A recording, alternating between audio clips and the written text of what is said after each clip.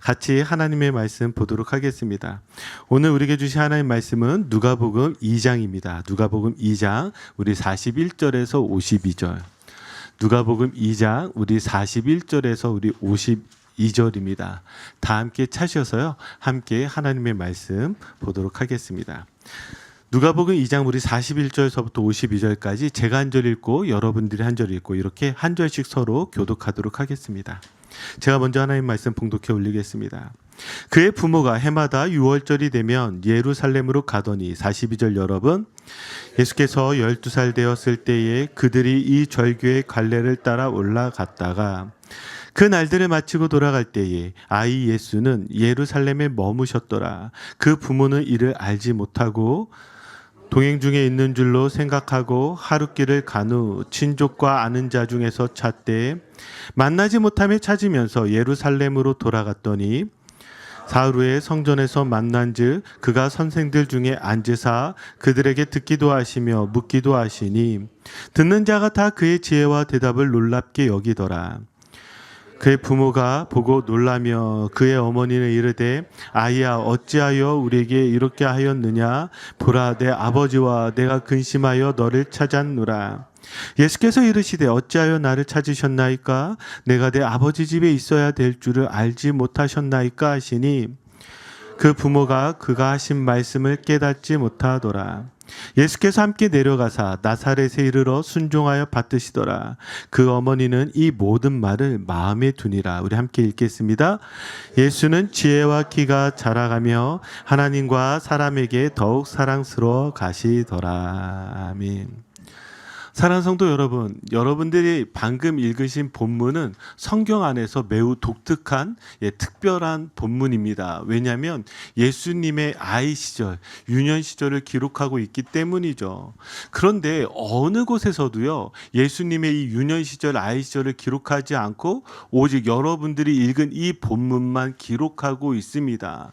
그러면 이 본문을 어떻게 이해하느냐는 저희가 복음서를 읽어가면서 특별히 누가복음을 이해하면서 상당히 중요한 부분이라 할 수 있을 것입니다. 그래서 오늘 말씀이 제가 또 전하다 보면 저도 인간인지라 제가 원고에 다 준비했어도 저도 이렇게 삼천포로 빠지더라고요. 자꾸 이렇게 다른 데로 가서 그러지 않도록 여러분들이 오늘 좀 마인드맵을 잘 설정을 하셔야 되는데 세 가지의 단어를 좀 기억하시고 여러분들이 설교를 들으시면 됩니다. 자, 첫 번째는 무엇이냐면 아버지의 집이에요. 한번 따라해 볼까요? 아버지의 집.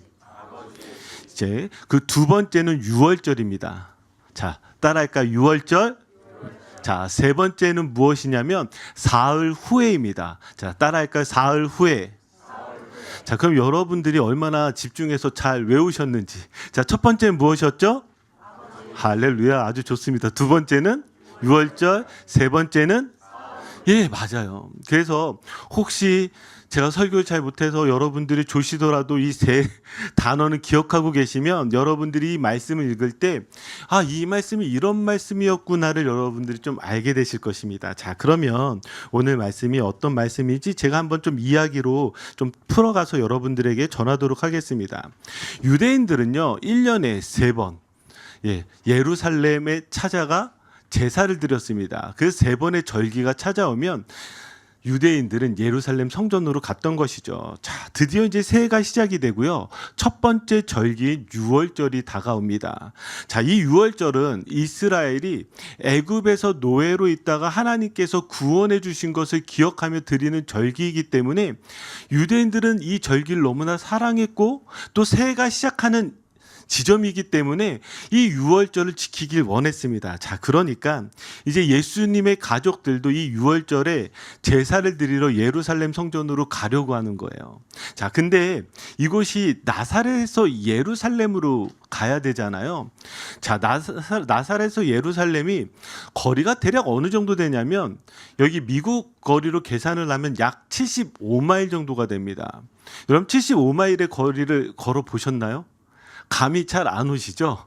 그래서 이때 당시에 좀 문헌들을 찾아보니까 이 정도의 거리라면 보통 4일에서 5일 정도 걸린다고 합니다. 그런데 생각해 보세요. 예수님의 가족이 지금 성인만 있었던 것이 아니라 여기에 지금 12살인 예수님도 있었을 것이고 동생들도 있었을 것이고 또 이때는 이 가족만 간 것이 아니라 동네에서 또 함께 갈 수 있는 사람들이 다 같이 모여서 가다 보니까 이 거리가 좋기 4, 5일이 아니라 아마 못해도 열흘에서 14일 정도는 걸리지 않았을까 그렇게 우리가 추정할 수가 있습니다. 한번 여러분이 상상해 보세요. 여러분들이 지금 예수님의 엄마라고 생각하면 좀 감이 안 오실 테니까 여러분들이 어디 여행 간다고 생각해 보세요. 얼마나 이것이 분주하겠습니까? 쌓을 것도 많고 가져갈 것도 많고 어찌어찌해서 지금 이 예수님의 가족들은 지금 이 예루살렘 성전에 가게 됩니다. 그런데 제가 무엇이라 그랬어요? 유월절은요 유대인들이 가장 사랑하는 절기예요. 그러다 보니까 여기에 뭐 수백 명 수천 명 정도가 아니라 수만 명이 지금 이 성전에 모여서 제사를 드립니다. 자, 이제 이 제사를 드리고 지금 예수님의 가족은 빨리 서둘러서 돌아가려고 했을 거예요. 그 이유는 분명하죠. 사람들이 너무 많았어요. 그리고 돌아갈 길도 너무 멀었어요. 그러니까 이제 서둘러서 나오기 시작합니다. 자, 얼마나 이 서둘러서 나왔는지 지금 하루길이 지나서야 누가 없는 줄을 발견하게 되죠? 예수님이 없는 줄 발견하게 되는 거예요. 여러분 이해할 수 있어요? 여러분들의 자녀를 어떻게 하루나 놓고 이렇게 정신없이 나올 수가 있었을까요? 아마도 지금 여기에 수많은 사람들이 아마 마을에서 같이 온 사람들이 있었기 때문에 또 그 많은 사람들 속에서 시골에서 살다가 도시에 나왔으니까 얼마나 정신이 없었겠습니까? 어쨌든 다행이었습니다. 아, 어린 예수님을 내가 두고 왔구나. 그래서 지금 정신없이 다시 찾으러 돌아갑니다. 그래서 예루살렘 성에 가서 자기의 친족들과 아는 사람들을 물어보기 시작하는 거예요. 혹시 예수님을 봤습니까? 이 어린 예수를 우리가 두고 왔는데 어디 있는지 모르겠습니다 해서 열심히 찾기 시작한 거예요. 자, 그런데 이 어린 예수님이 아까 말씀을 읽어보니까 어디에 있었죠? 성전에 있었습니다. 자, 볼까요? 46절 47절 우리 같이 말씀 한번 읽겠습니다. 사흘 후에 성전에서 만난즉 그가 선생들 중에 앉으사 그들에게 듣기도 하시며 묻기도 하시니 듣는 자가 다 그 지혜와 대답을 놀랍게 여기더라. 아멘. 자, 며칠이 지나서 겨우 찾았습니까? 사흘입니다. 사흘은요 3일이에요. 3일이 지나서 저 성전에서 지금 드디어 예수님을 발견했는데 그 어린 예수님이 뭐하고 있었어요? 그곳에서 선생들하고 앉아서 이야기를 나누는 것입니다. 자, 근데 그 이야기를 그냥 단순하게 어린 예수가 듣기만 한 것이 아니라 이 선생들과 토론을 하기 시작한 거예요.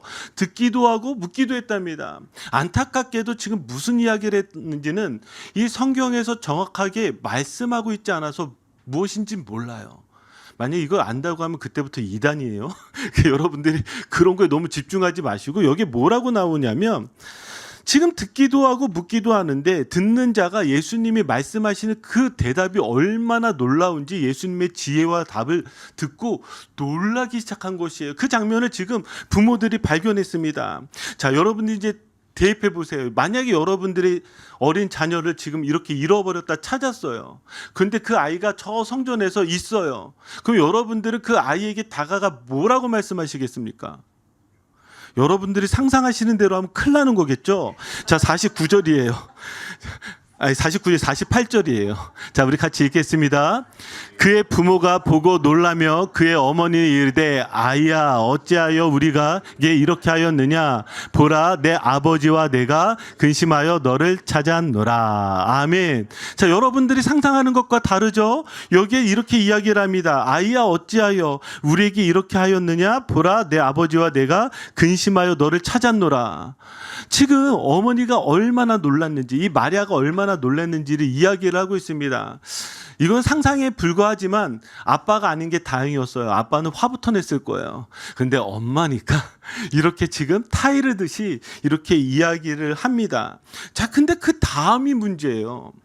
지금 이 어린 예수를 찾았는데 지금 이렇게 말하고 있는 부모에게 예수님이 뭐라고 대답을 하냐면 정말 우리의 상상을 뛰어넘는 대답이 나옵니다. 자, 49절 같이 읽겠습니다.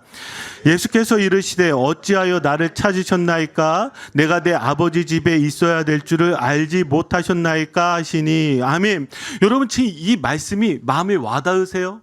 지금 걱정하며 지금 이 예수님에게 말하고 있는 이 부모에게 뭐라고 이야기하냐면 어찌하여 나를 찾으셨나이까.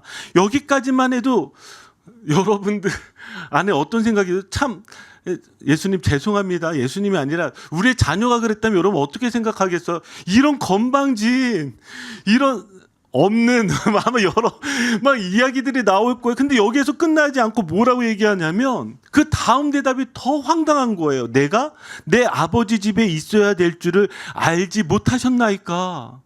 아니 네 집이 저 나사렛이지 여기 어떻게 너 집이야. 여러분 정말 이해할 수 없는 장면이 나오지 않습니까? 그러다 보니 우리가 이 본문을 가지고 여러분들이 설교를 들으시면 어떤 설교를 들으시게 돼요? 여기에서 어떤 은혜를 받을 수 있겠어요?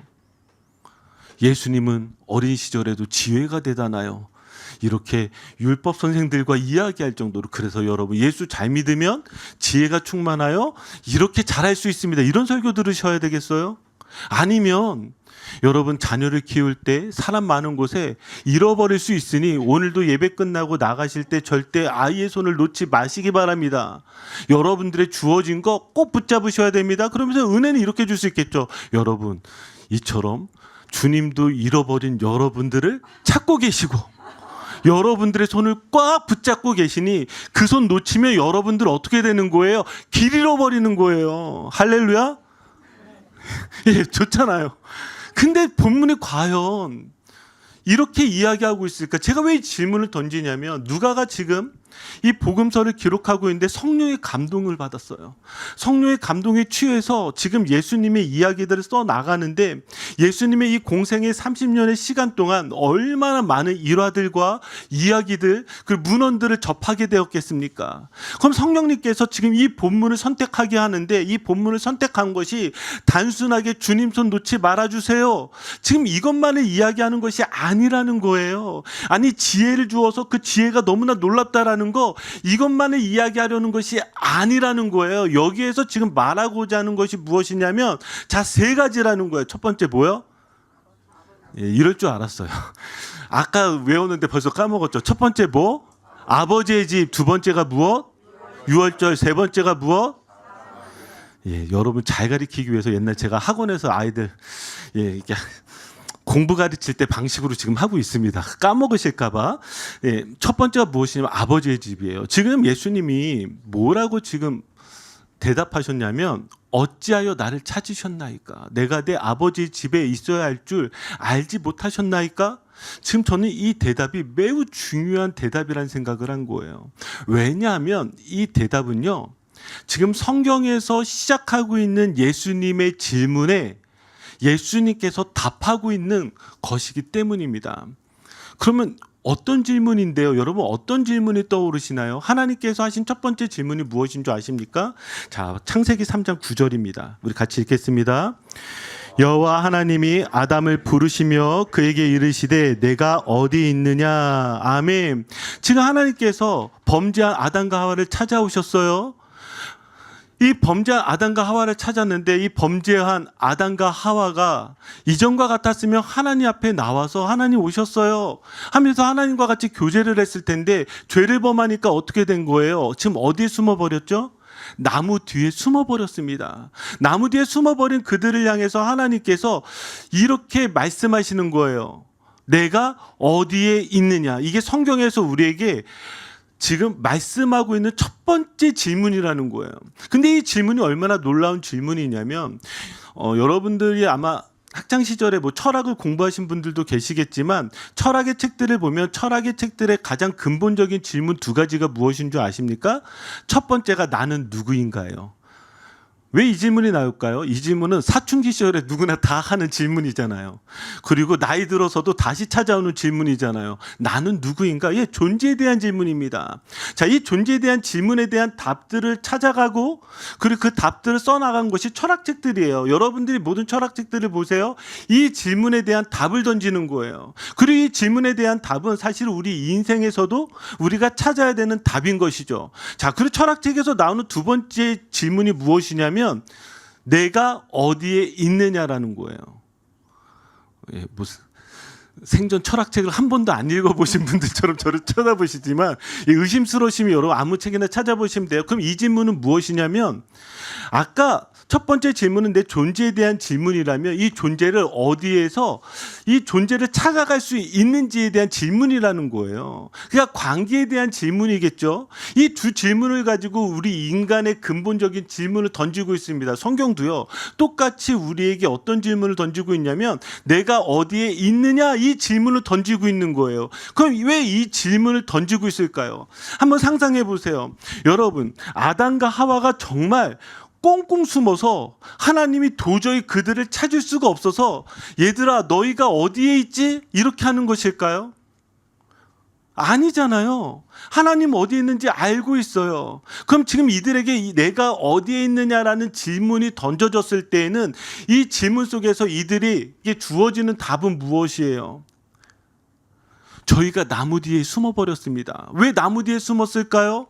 죄를 범했기 때문입니다. 죄를 범하니까 그들이 알게 된 것이 무엇이에요? 하나님과의 관계가 깨진 것을 알게 된 거예요.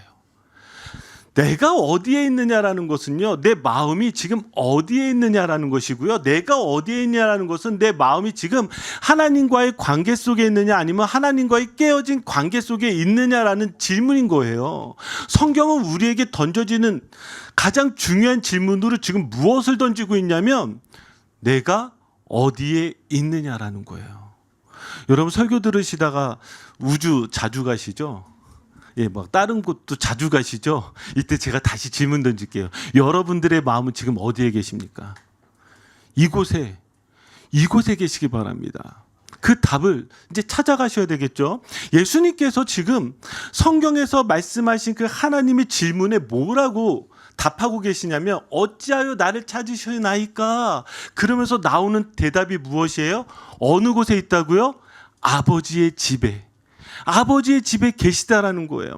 하나님이 죄범한 우리들에게 이렇게 질문하는 거예요. 너희들의 마음이 어디에 있니? 그때 우리가 찾는 대답은 무엇이냐면 네 하나님, 저는 다른 곳이 아니라 내 마음은 아버지의 집에 있습니다. 이렇게 대답해야 되는 줄 믿습니다. 자, 이걸 조금 더 잘 설명하기 위해서 이때 당시에 성전은요, 아버지의 집으로서 기능을 하지 못했습니다.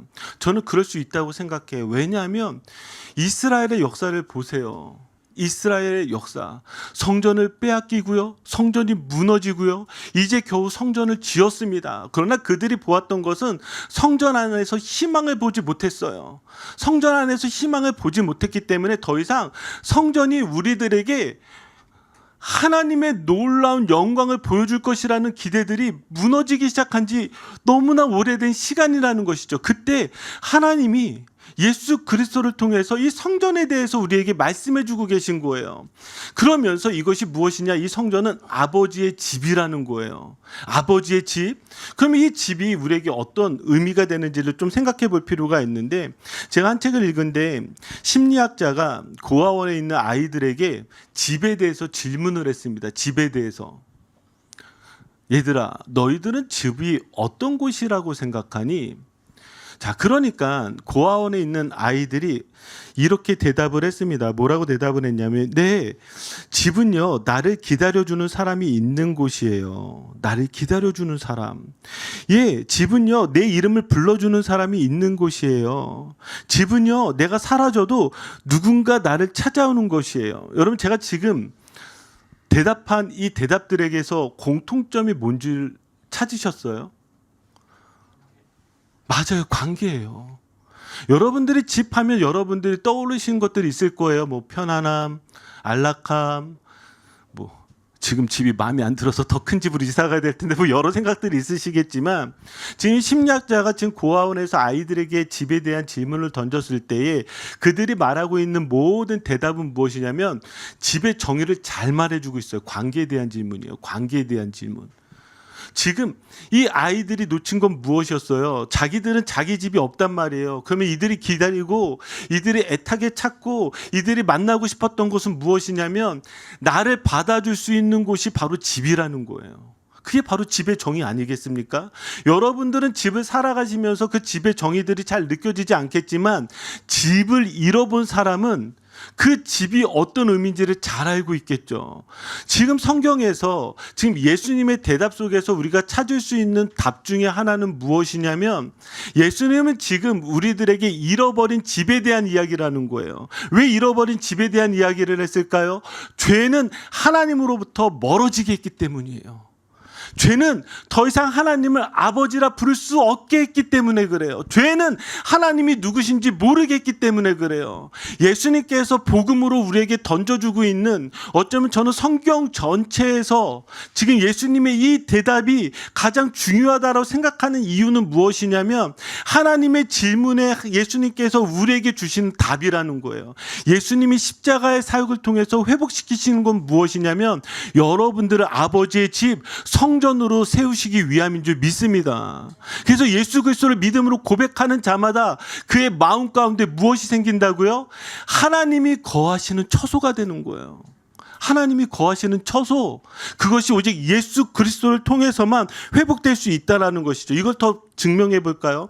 우리가 어떻게 아버지의 집에 있을 수 있고 아버지의 집이 될 수 있느냐, 그거를 지금 유월절로 설명할 수가 있습니다. 자, 우리 41절 42절입니다. 우리 같이 읽겠습니다. 그의 부모가 해마다 유월절이 되면 예루살렘으로 가더니 예수께서 12살 되었을 때에 그들이 이 절규의 권례를 따라 올라갔다가, 아멘. 자, 지금 여기에 굳이 유월절을 이야기하자도 되는데 누가복음 무엇을 지금 집중해서 보고 있냐면 유월절이라고 집중해서 보고 있어요. 유월절. 그러면 이 유월절이라는 것이 도대체 무엇이길래 집중할까요? 자, 유월절은요, 아까도 제가 말씀드렸지만 이스라엘이 애굽으로부터 구원받은 그 날을 기념하고 있습니다. 자, 어떻게 이들이 구원받았을까요? 특별히 10가지 마지막 재앙에서, 자, 이 애굽에 있는 모든 장자들을 하나님께서 죽이시기로 재앙을 내리시기로 하셨을 때 이 재앙에서 벗어나는 유일한 방법은 문설주에 어린 양의 피를 발라야지만 그 죽음의 천사가 어떻게 하는 거였죠? 패스오버. 예, 6월했다 해서 이날이 유월절이 아니겠습니까? 지금 누가는 무엇을 발견한 거냐면, 예수님이 등장하는 이 장면에서 유월절이 등장하고 있구나를 발견한 거예요. 그러면서 지금 무엇을 동시에 보기 시작했냐면, 자, 누가복음 2장 41절, 누가복음 22장 1절, 누가복음 22장 7절을 보면은요, 처음 등장하는 이 유월절이 마지막에도 동일하게 예수 그리스도의 십자가 사건이 일어나는 그 날이 바로 유월절이라는 거예요. 누가는 지금 예수님의 등장 장면에서 반드시 무엇이 등장해야 되는 줄 알고 있었냐면, 우리가 아버지 집에 있는 것은 예수님께서 저 어린 양의 피가 문설주에 발라지는 것과 같이 저 십자가에서 죽으셔서 그 피를 흘리셔야지만 우리가 아버지의 집이 될 수 있다는 것을 바라보게 된 것이죠. 그래서 누가복음 22장 15절을 보세요. 내가 고난을 받기 전에 너희와 함께 이 유월절 먹기를 원하였노라. 예수님은 지금 유년 시절서부터 마지막에 저 십자가에 달리시기까지 우리에게 무엇을 이루고 싶으셨냐면 바로 이 유월절을 이루고 싶으신 것입니다. 무엇을 위해서요? 여러분들이 아버지의 집이 되기 위해서인 것이죠. 자, 특별히 누가는요, 이 2장에서 예수님의 무엇을 자꾸 강조하고 있냐면, 지금 누가복음 2장 전체를 보니까 여기에 관례를 따라라고 나와 있듯이, 보세요. 누가복음 22장 39절 제가 요약해서 올려놨습니다.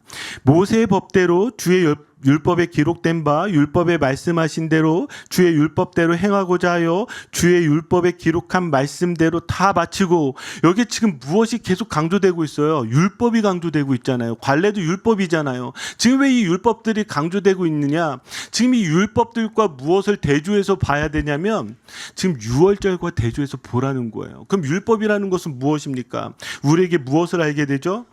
율법의 목적은 우리를 절망케 하며 오직 그리스도의 의만을 바라보게 하는 데 있다. 칼빈은 이렇게 이야기하고 있습니다. 율법은 무엇이냐면 우리에게 뭐뭐 해라 뭐뭐 하지 마라를 이야기하고 있습니다. 근데 이것만으로는 우리의 구원이 도저히 이루어지지 않는 가장 절망적인 것을 보게 하는 것이죠.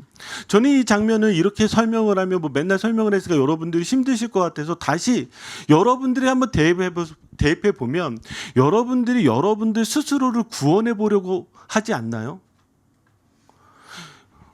말이 너무 어렵죠. 그럼 여러분들 행복해지고 싶지 않나요? 잘 되고 싶지 않나요? 잘 살고 싶지 않나요? 그래서 여러분들이 지금까지 행복하고 잘 살고 잘 되려고 여기까지 왔어요. 자, 여기까지 오고 나니까 여러분들이 배운 게 뭐가 있어요? 여러분들의 힘과 여러분들의 노력으로 여러분이 정말 잘 살고 행복하고 잘 되셨나요? 그런 분 있으시면 손을 드시고 제가 상담받고 싶어요.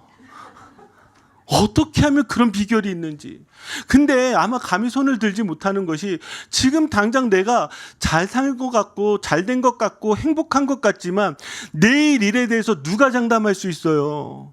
5년 후, 10년 후에 있어서 누가 장담할 수 있어요? 아니, 내 인생을 돌아보니까 잘 되고 잘 살고 행복했던 적도 있지만 여전히 나는 지금도 힘들고 지금도 어렵고 내 스스로가 나를 늘 구원하려고 하지만 안 되잖아요. 왜 안 되는지는 성경은 명확하게 이야기하는 거예요. 하나님과의 관계가 깨졌다라는 거예요. 그리고 하나님과의 관계가 깨지려면 성경에서 말하고 있는 그 하나님과의 관계를 회복하는 것을 유대인들은 율법으로 보고 있잖아요. 우리는 다른 것으로 보지만 우리는 돈으로 보잖아요. 난 돈만 있으면 행복할 거야. 난 돈만 있으면 구원받을 거야. 근데 아시죠? 돈 있어도 병 걸리면 말짱 도루묵이에요. 말짱 도루묵이에요. 저 그런 분들 많이 봐요. 돈 있다고 가정이 깨지니까 말짱 도루묵이에요. 절대 행복하지 않아요. 마찬가지 유대인들에게 무엇이 중요했냐면 내가 이 율법을 다 이루면 나는 행복할 수 있어. 난 잘 살 수 있어. 난 잘 될 거야 라고 생각했는데 그것이 여지없이 깨져버리는 것이죠. 그렇기 때문에 하나님이 지금 무엇을 얘기하시냐면 예수 그리스도의 십자가, 이 유월절을 얘기하는 거예요. 예수 그리스도의 십자가를 믿음으로 말미암아 너희에게 이 아버지의 집이 이루어질 것이라고 우리에게 말씀해 주신 것입니다. 여러분 믿으십니까? 자, 그러면 이것이 어떻게 일어나느냐? 다음에 나오는 단어가 사흘 후에입니다. 자, 46절 볼까요? 자, 우리 같이 읽겠습니다. 사흘 후에 성전에서 만난즉 그가 선생들 중에 앉으사 그들에게 듣기도 하시며 묻기도 하시니. 저는 참 이게 이상했어요. 뭐가 이상했냐면 왜 사흘 후일까? 그렇잖아요. 굳이 이걸 기록할까? 근데 여러분 나중에 복음서를 읽으시거나 복음서를 묵상하시면 보통 복음서에서 이렇게 숫자가 정확하게 기록될 때는 의미가 있기 때문에 그래요. 날짜들이 있을 때는 의미가 있기 때문입니다. 그러면 사흘이 며칠이라고 그랬죠? 3일이요. 예, 우리 또 미국 살다 보니까 사흘이 4일 아닌가요? 예, 사흘은 나흘이고요. 예, 그런 분도 있지만 사흘은 3일입니다. 그러면 여기 우리가 집중해야 되는 건 무엇이냐면 도대체 3일이 뭐냐라는 거예요. 3일이. 자, 3일이 뭔지 여러분들 벌써 저와 신앙생활 오래 하신 분들은 딱 답이 오죠. 그런데 성경적으로 찾아야죠. 자, 구약을 보세요. 구약에서는요, 요나가 큰 물고기 뱃속에 며칠 동안 있다가 사흘 동안 있다가, 그러니까 이 말씀을 고스란히 마태복음에서도 요나의 표적으로 이야기하잖아요. 자, 호세아도 무엇을 이야기해요? 제3일에 우리를 일으키시리니 예수 그리스도의 부활의 사건과 연결해서 이야기를 하고 있죠. 자, 아브라함 이삭을 번제드리기 위해서 며칠째 되는 날? 사흘째 되는 날. 자, 에스더는 며칠 금식 후에 왕 앞에 나아가죠. 사흘 후라는 거예요. 그러면 이것이 신약 안에서 이 3일이라는 단어가 다 어떻게 표현되는지 한번 보세요. 제3일에 살아나리라. 그가 제3일에 살아나리라. 제3일에 살아나리라. 이 일이 있은지 이제 사흘째요. 그리스도가 제3일에 살아날 것과 다 무엇을 이야기하고 있죠? 예수 그리스도의 부활을 가리키고 있습니다. 예수 그리스도의 부활. 와, 할렐루야. 지금 무엇이 놀라운 거냐면 지금 누가는 처음서부터 우리에게 무엇을 가르치고 있냐면 유월절을 통해서 예수 그리스도의 십자가가 우리를 아버지의 집으로 만드는 것인데 그 구체적인 것으로 무엇을 이야기하고 있냐면 예수 그리스도의 십자가만 이야기하는 것이 아니라 부활까지 연결해서 이야기를 하고 있는 거예요. 그런데 교회를 여지껏 다녔지만 우리가 또 놓치는 것이 있어요. 지금까지 부활까지는 알겠는데 다시 이런 질문이 생긴 거예요. 목사님, 누가 질문하더라고요. 왜 예수님은 3일 후에 부활하셨습니까? 3일 만에 부활하셨습니까? 도대체 3은 숫자가 무엇입니까? 자, 여러분 무엇이죠? 예, 3, 뭐 여러 가지 지금 막 되는데 벌써 답들 다 알고 계시네요. 일반적으로 여러분들 이때 당시 미드라시라든지 탈무드라든지 이런 유대 문헌들을 보면은요, 3일을 하는 이유는 무엇이냐면 완전한 죽음을 나타내기 위해서입니다. 그러니까 3일 만에 부활하셨겠죠. 그런데 우리는 성경 안에서 또한 답을 찾을 필요가 있어요. 성경 안에서. 자, 저는 어디에서 답을 찾냐면 창세기 1장에서 찾는 거예요. 답을 창세기 1장. 자, 한번 표를 보시면, 자, 하나님께서 천지를 며칠 동안 창조하셨죠? 7일 동안 창조하셨죠. 예, 이건 아시죠? 예, 7일 동안 창조하셨습니다. 자, 그러면 첫째 날에는 하나님께서 빛을 창조하셨어요. 그래서 빛과 어둠을 나누셨고요. 자, 두 번째 날에는 무엇을 나누셨죠? 궁창 위의 물과 궁창 아래의 물로 나누셨습니다. 그리고 3일이 됐을 때 뭐라고 하냐면 땅이 풀과 씨 맺는 채소와 각기 종류대로 씨가지 열매 맺는 나무를 내니라. 예, 지금 여기에 지금 무엇이 처음으로 등장하냐면 생명이 등장하고 있는 거예요. 생명이. 그래서 지금 이 유대인들은 지금도 이 3일째를 가장 복된 날로 여겨요. 왜 그러냐면 여러분 나중에 창세기에 보시면 하나님이 보시기에 좋았더라를 2번 말하는 것이 바로 여기입니다. 3일째 되는 이 장면을 보고 그래서 이들은 화요일이 가장 복된 날이어서 결혼식을 유대인들이 거의 화요일 날 해요. 모르시면 유대인 한번 친구 사귀셔서 물어보세요. 우리 목사님 거짓말인지 안 했는지 물어보시면 돼요. 잔치도 3일 날이에요. 왜냐하면 이때는 더블로 복 받는 날이잖아요. 그러니까 이들의 문헌 안에는요 다 이 3일에 대해서 그렇게 이야기를 하고 있는 거예요. 그런데 이것이 교회 역사 가운데서도 이 3일이라는 숫자를 무엇으로 받아들이냐면 하나님께서 새로운 생명을 시작하는 날이 바로 3일째인 거예요. 그래서 성경 구약에서부터 지금 이 창세기에서부터 여러분들이 보시는 이 장면까지 다 3을 무엇과 연결시키냐면 하나님께서 새로운 생명을 창조하시는 날이 바로 3일이라는 거예요.